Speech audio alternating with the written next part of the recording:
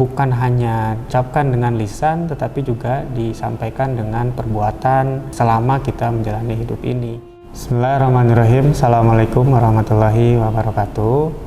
Alhamdulillahirabbil alamin. Kita perlu bersyukur kepada Allah Subhanahu wa taala yang alhamdulillah hari ini kita senantiasa diberikan kesehatan, terutama di dalam menjaga kesehatan kita di dalam menjalani puasa atau saum di bulan Ramadan ini. Pemirsa Sinar dimanapun teman-teman berada, Ramadan ini tentu harus kita jadikan sebagai sebuah sarana kita untuk senantiasa memperbaiki diri, terutama di dalam proses kita, di dalam evaluasi dari apa yang bulan-bulan sebelumnya itu sudah kita lakukan. Sebagaimana yang kemudian Allah Subhanahu wa taala di dalam Al-Quran menyebutkan bahwa a'udzubillahi minasyaitonirrajim, la in syakartum la azidannakum wa la in kafartum inna adzabi lasyadid. Tentu kita sebagai umat Islam yang beriman harus senantiasa bersyukur sebagaimana ayat barusan yang dibacakan.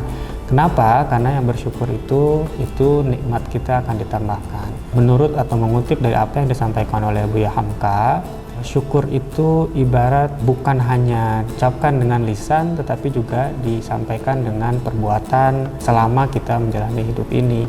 Rasa syukur ini perlu semakin besar ya. Kenapa?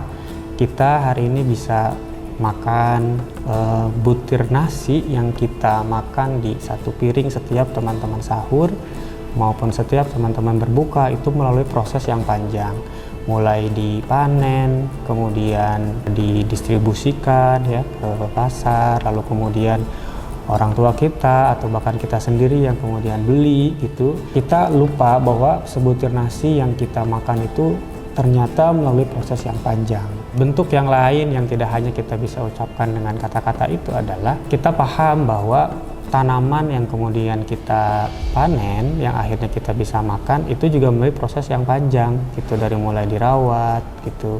Kemudian di situ ada makhluk hidup juga yang tumbuh gitu. Maka bentuk rasa syukur kita adalah senantiasa mencintai mereka gitu. Kenapa? Karena kita nih hidup bukan semata-mata hidup sendiri. Banyak makhluk hidup yang lain yang Allah Subhanahu wa taala ciptakan yang sebenarnya itu menjadi tanggung jawab kita sebagai khalifah ya di muka bumi ini gitu ya. Sehingga mudah-mudahan di dalam bulan Ramadan ini ya, ini menjadi momentum untuk kita ya pemirsa Sinar dimanapun teman-teman berada untuk senantiasa merenung gitu apa yang sudah kita lakukan, terutama bukan hanya untuk diri kita sendiri, tetapi juga untuk sekeliling kita ya, tanaman, hewan, kemudian juga makhluk hidup yang lain gitu, agar kemudian apa?